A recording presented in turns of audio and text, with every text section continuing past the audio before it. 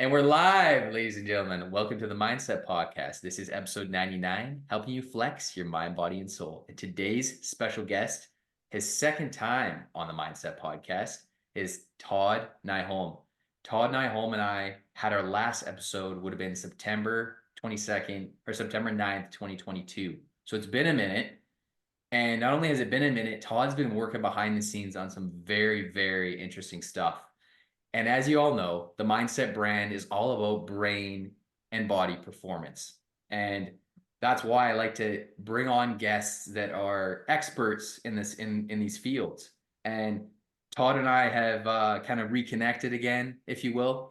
And I've been watching it on his socials. He's been really working a lot, really hard behind the scenes. And he's created a book, What the Bleep Brain, that just got released February 23rd of this year. Just what is that? Or sorry, yesterday. Yeah, February 22nd. So Yeah. Todd, welcome back to the MindCep Podcast for the second time. Happy to have you on the show. And let's dive right into it. Let's start off by talking about your journey to writing this book, because I've been watching your TikToks, watching your content. This has been a long game, a long haul goal, and there's been a lot of things in between that have led to this point. So welcome back to the show, and let's dive right into it. Awesome. I'm so glad to be here, man. I enjoy talking to you, and I've been watching your stuff too, and we're really in the same kind of path, I think. Yeah, so my journey is quite long. I started working on some of these methods when I was a kid. And so I've been putting something together that I could really make work for myself to help fix some problems with my health, some traumatic experiences that I went through. And now I'm trying to teach that to everyone, that it helped me so much. I'm trying to get it to as many people as I can, as quickly as I can. No, absolutely. And you talk a lot about some different modalities for people to think a little bit differently. And one of them that I wanted to touch on was, because you've got a couple of different, again, these are brain focused, ladies and gentlemen. Let's talk about like the brain gym, or the brain gym, right? We're Yeah. talking about improving your brain's cognition, the balance, the flexibility, simple movements, right? To stimulate different parts of the brain. So why don't we explain that to our listeners, like what exactly that is, and kind of how it all works. Yeah, it's kind of interesting. If you figure out how your body works, as well as different parts of you can use them to stimulate different parts of your brain, and sort of vice versa. So you can end up like using your body to help your brain work better, and vice versa. We tend to go from like mind to body. And so in some of this, we're going from body to mind. So as opposed to psychosomatic, we're going somatopsychic, which is a term probably no one's ever heard before. But ultimately, we're trying to do some of that so that we can encourage the brain to be more healthy and flexible. And so I tried to make some really specific methods that, anyone could start with and kind of build on top of, to create a daily program to work with. No, totally. And I remember thinking back to our last episode, back September 2022. We were talking a little bit about the brain, but we were also talking a lot about the psychology behind diets, right? Remember about dieting and how we eat, why we emotionally eat. So, going back to your new book, it's very, very much so focused on the brain and how we can change that internal hardwiring in our brain to create more neuroplasticity, right? Which a lot of people, don't realize that in our brain, we can create new neural pathways. And with your techniques, I feel like, a lot of people it's the simplest stuff that has always been there behind the scenes, like these tried and true principles, but people just kind of tend to forget our breath, right? When we have accelerated breath, when we're constantly, like in our fight or flight, our sympathetic nervous system, right? I feel like that, being in that fight or flight mentality, it it really it just really is difficult for a lot of people, right? And a lot of people are still mainly in that state. So your book's teachings teach people to learn how to transition from the sympathetic to the parasympathetic. So why don't you tell us a little bit about that, like with your techniques of like, is it for your techniques from your book? Would you say that someone can implement these in like as little as, let's say, 10 minutes a day, kind of a thing, like just very small incremental progression? Yeah, absolutely. I tried to set it up that way so anyone could start and do it in a short window because we're all so busy and, people got families and work and all kinds of things they're doing. So how do you make it simple enough that anyone can start and work their way through it? Because so many people are jammed up in that sympathetic nervous system, or they're just, it's like this button is pushed in their brain that they can't unpush. So I've tried to make a series of methods that they could learn to unpush it, get their brain states to change so that they can enter a different brain state and start to feel a little different from there, but in a way that's easy to do, that you could do anywhere. You could do in your car, you could do it at work, you can do it in the shower, you could do it in bed. So I tried to make them like really easy and something that anyone could access, and then talk about it in such a way that it's like I'm having a conversation in the book. So it makes it really easy to grasp. At least that's my hope. No, absolutely. And you were just touching on it briefly there about in your book, it's called the brain reset, right? Where we're trying to get out of our mind and into our body, right? That transition from the sympathetic to the parasympathetic. And what I was learning how to do, I would say in the last 2 years, which you talk about in your book and is a big proponent in your book, is breath work, right? Yeah. Changing our breathing, slowing down our breathing. Because, like, for instance, when I meditate and I'm not, focusing on the breath work, in conjunction with the meditation, I find it less effective, right? Because the thoughts are still racing, right? So Oh, it yeah. it gives us kind of an internal cue, right? We're using our breath as an internal cue to signal to our brain, hey, we can slow things down. We don't have to be, you know, like monkey. We don't have to have the monkey mind going everywhere, here, there, and everywhere. Oh, yeah. We can use our breath to really hone in on slowing things down and really that transition from sympathetic to parasympathetic. So yeah, I That's, really like how you really like touch on that. Like that's like that book by James Nestor, like Breathe or Breath, mhm. right? And that's Oh, yeah. it's such a big, it's such a big thing that we just like we overlook, and it's so simple. It's our how we breathe. Yeah, and it's such an easy, useful tool, right? Because you have it with you all the time. And one of the cool things about breath is it's both voluntary and involuntary. So it gives you this access to your nervous system that is hard to get any other way. And you put it in conjunction with some meditation techniques or some mindfulness techniques or different ways of working with your brain. You can really create this interesting synergy of effects so that you can stack them together. And the cool thing about the breath, like I said, is it's with you all the time. And if you watch it yourself, you'll see how you're doing in different situations relative to what your breath is doing. And do you use any kind of like Aura Ring or Fitbit or Apple Watch or anything like that to kind of measure your heart rate and be like, whoa, I gotta slow things down. I'm feeling too like elevated today, or do you don't use any smart watches or anything like that? Or do you just kind of, listen to your body and then be like, okay, if I need a minute, like time out, I'm gonna take time. Yeah, I have a smartwatch, but I don't use it for that. I'm more interested in tracking my steps and what my heart is doing over time.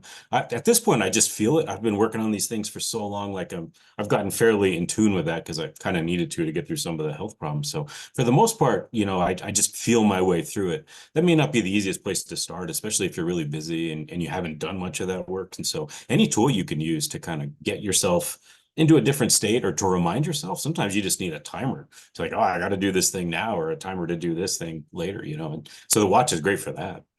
No, totally. And like I find when I'm meditating, I like to have a timer too. Like, because once the meditation, I use this Oak app. It's called. It's like OAK Oak, and it's a Yeah, free app. It's like Headspace.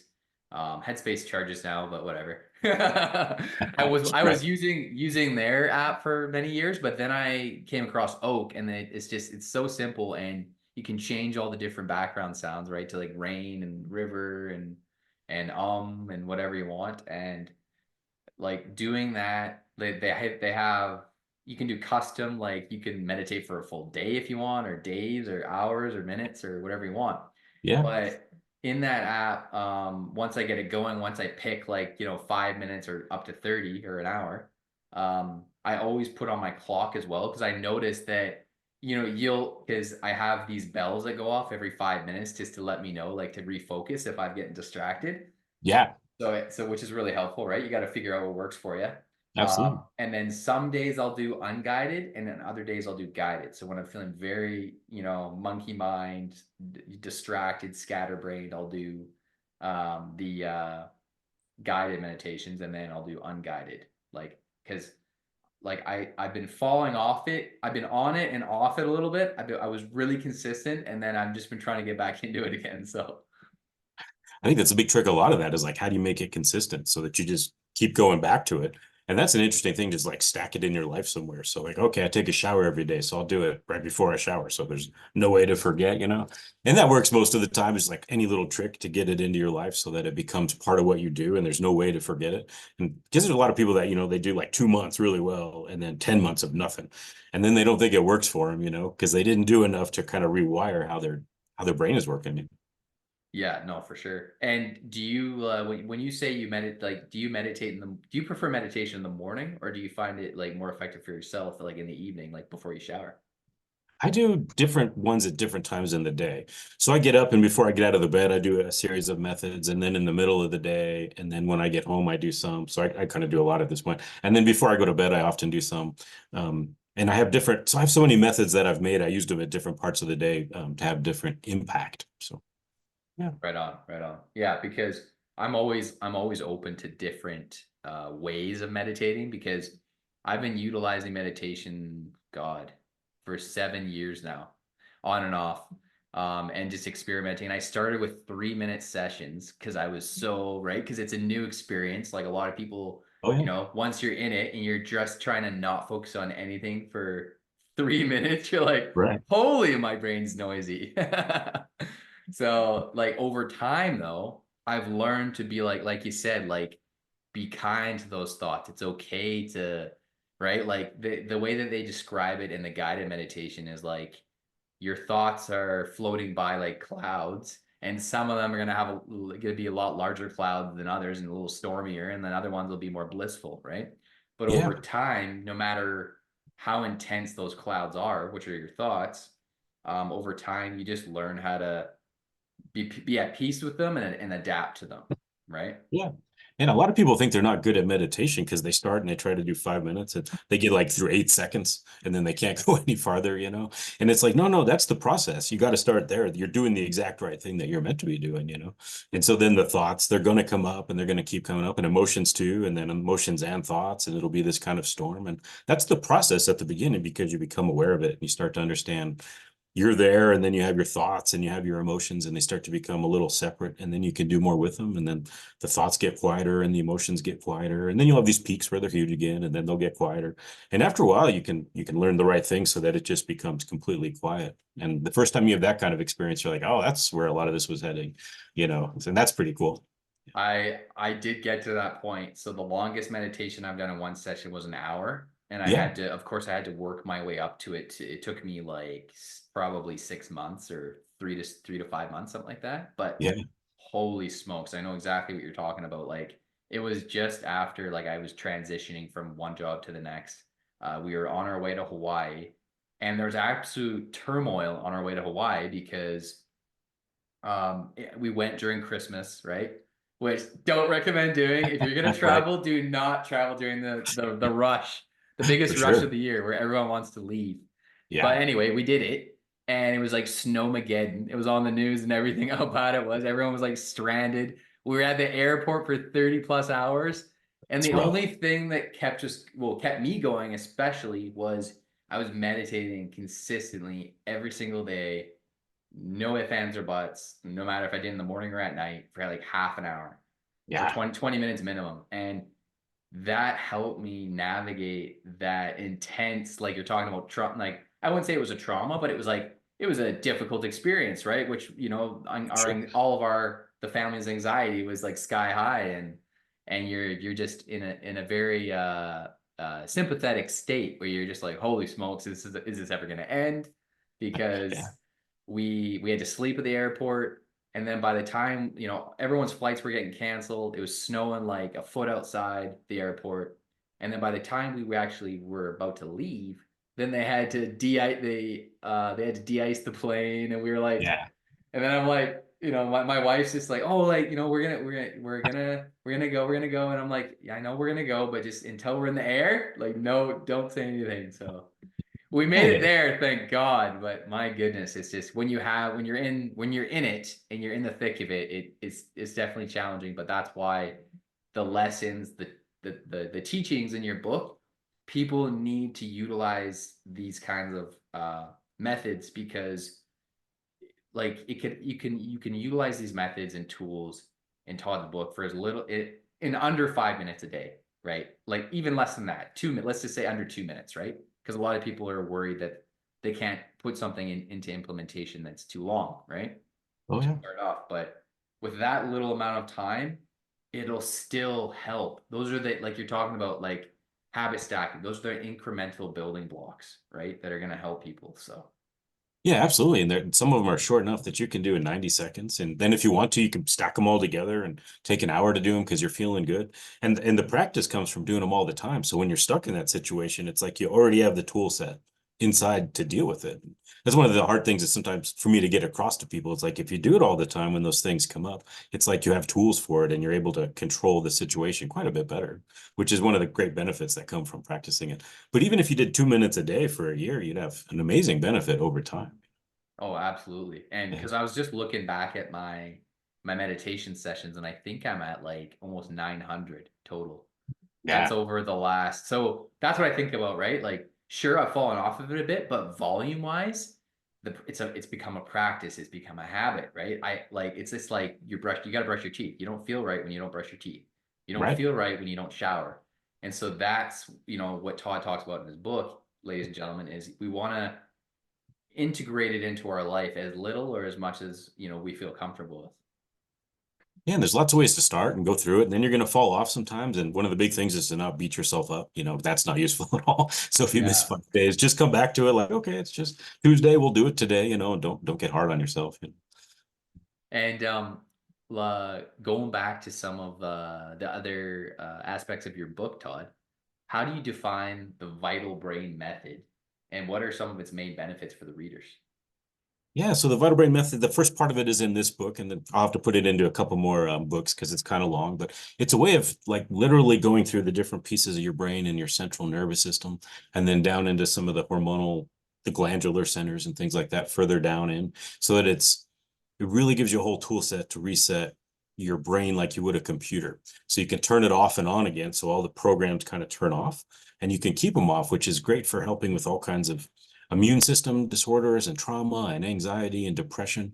But when you get really good at it, you start to just feel more and more amazing. So it's like you can turn it all off and back again, and you just start to feel extraordinary, like almost a little bit high without a drug, which is an amazing feeling. It takes a little while to get to that. You got to learn how to turn everything off and then kind of get everything quiet, get the trauma to calm down a little bit. And then you can build up from that. So the vital brain was just a way of describing how good it feels after you've learned all the methods and you've practiced them for a while. It sort of changes every minute of the day because you just feel so much better than most of the people around you. And it's simple enough. I do it often like walking at the park or even walking around a mall. No one knows you're doing it. You can do it inside and you just start to feel better and better and better over time. At first, it's kind of calming everything down. And then after that, it's like really starting to pick you up so that your brain feels kind of vital and you just sort of feel alive and pretty good from there. That's awesome. And I know all of our listeners want to be able to feel like, they could do that 180 mental reset, right? Because we all have that ability. It's just how we do it might be a little bit different from person to person, right? Of like what can help us change our inner state. And one other thing I wanted to mention was, you said this has been a lifelong project, a lifelong goal to write this book, right? And this collection of your inner wisdom and you navigating your traumas, your life experience, all, coupled together, and things that you had to learn along the way to make you think better, make you feel better, and help you find ways to be in that kind of like more optimal state, right? And maintain that consistency of that optimal state. So what would you say are some of the challenges or difficulties that you faced or overcame while writing and publishing your book? Yeah, so the first challenge was putting it all together, because I couldn't find a methods anywhere that could do what I needed it to, which was sort of overcoming Lyme disease and some chronic disease issues. And I knew a crazy serial killer when I was a kid, and there's some traumas that went with that. And I briefly mentioned it a little bit in the book, but not a ton. Later on, I'll talk more about that. And so I needed something strong enough to overcome all that. And so I made a whole series of methods that build together, like going through university to to completely heal as best as I could from those things. So once I made the methods, then it was like, okay, how do I explain these things that I've made that have no names? And I pieced them together from lots of different methods and scientific journals, and a lot of it was just my own stuff to glue it all together. And I'm like, okay, how do I start to talk about this and how do I teach it? And so the first book was like, here, how do I learn how to write? I'll start with diet because a lot of people are struggling with that. We'll give them a method. And then with this one, it took me a couple years to describe everything. And when I first wrote the book, I gave it to one of the editors and he looked at it and he said, you know, I have a doctorate from Harvard in editing and you're talking over my head. You need to break this down a lot. So I rewrote the whole thing because I think I assume a little too much knowledge, you know, that maybe the average person doesn't have. So that took me a little while to totally rewrite it, put it together in a way that's much easier to understand because I really want to give it and to people, you know, as quickly as I can and in a way that they can do it and not feel overwhelmed. So that was a big part of the challenge too, just to get it to publish yesterday was kind of a huge feat for me. Oh, absolutely. And it's a Yeah. journey. It's a journey to get to like publish a book, like a traditionally published book, right? Like, and like I'm someone that I would love, like I'm kind of a hybrid, right? I want to go the traditional, like I would definitely want to write a book, but I think I might go the route of doing an ebook or a Yeah. series of smaller ebooks and use that experience to better my writing and just get better at writing because I'm someone that really writing, sitting down, and like my thoughts are all over the place, right? And I know Yeah. most people that write books, they're in the same boat too, but I would rather start really small, build a foundation off those little mini ebooks, make a series, and then and then eventually write. Yeah, exactly. Put it all together into one.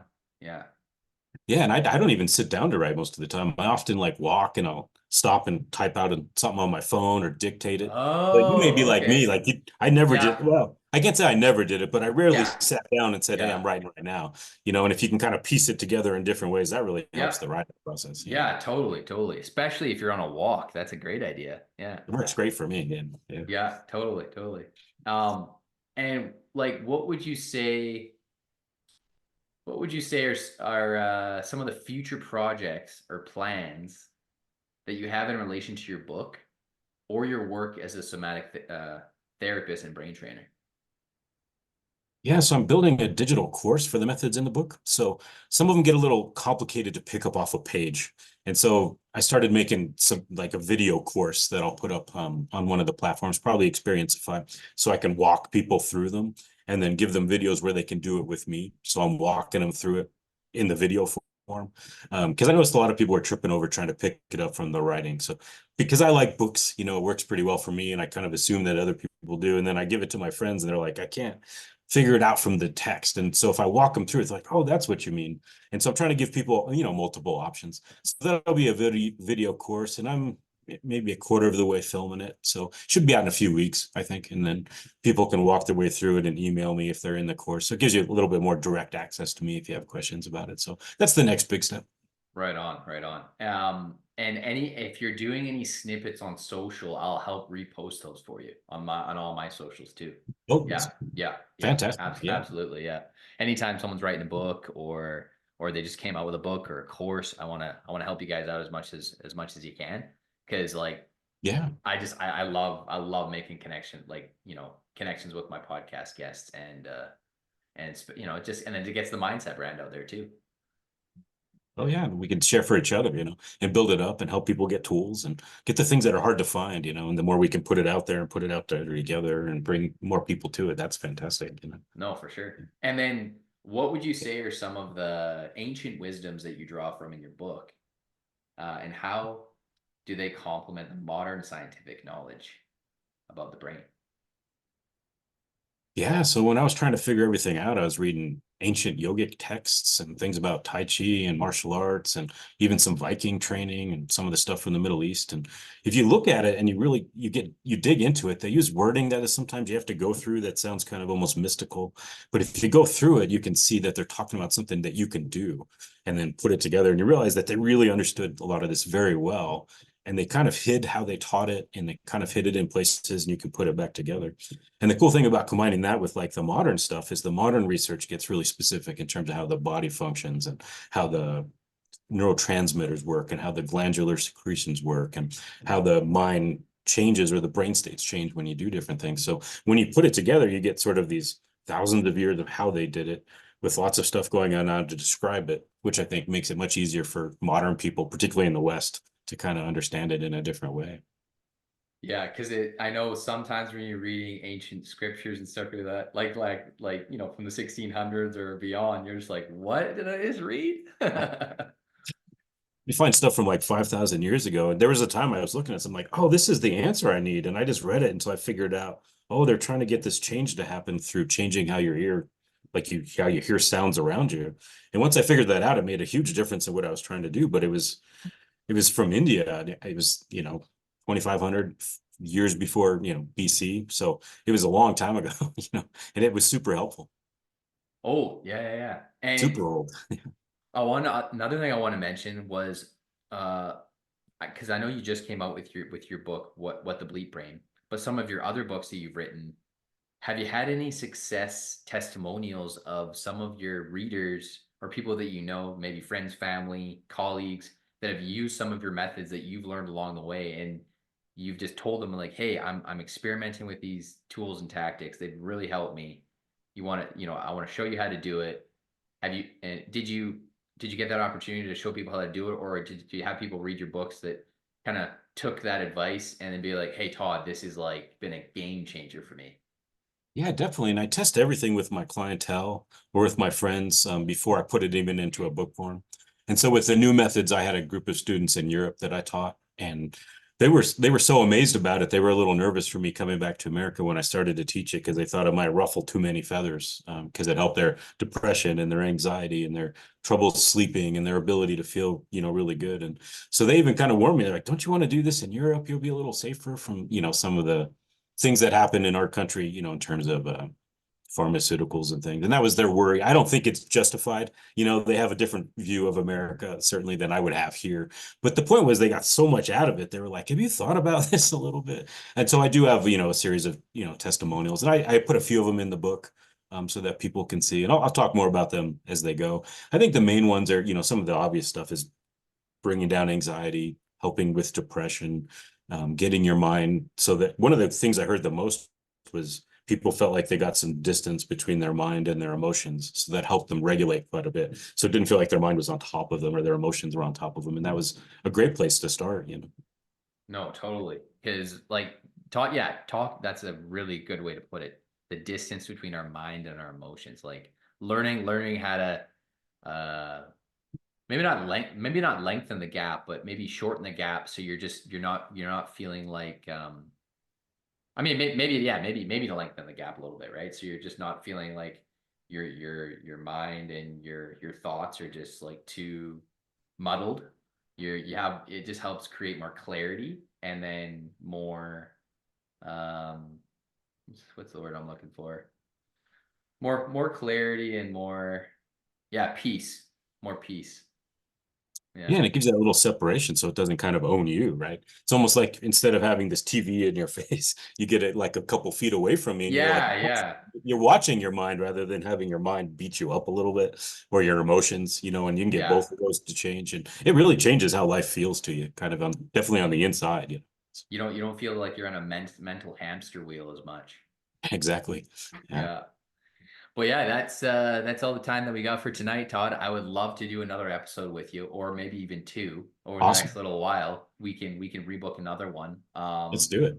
Because there's lots to dig into, right? This is such a very broad area, and I know our listeners would love to hear more Great. because it's so in depth, right? And everyone needs to know different tools and tactics to improve their brain Sure. health, and then and their body, right? Brain and body performance. So, where are you most active on right now, and where can our listeners find and purchase your book? Yeah, so the book is everywhere. It's on Amazon, Barnes and Noble. It's on KDP and Kobo. It's a bunch of places.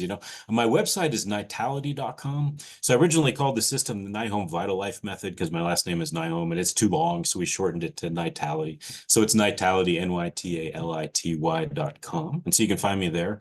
I'm building a YouTube channel and a TikTok and trying to get as much stuff out there as I can. So you've seen some of the shorts, and I'll do a little bit longer stuff with that as well. Yeah, those are the good places to find me, I think. Right on. It's been an absolute pleasure to have you on the MindCep Podcast again, Todd. And I'm looking forward to getting this releasing this episode out to the world, so everyone can learn from you, learn from your tools and tactics, and purchase and read What the Bleep Brain. Awesome. I Right on. appreciate it. Yeah. Yep. I'm just gonna go like this.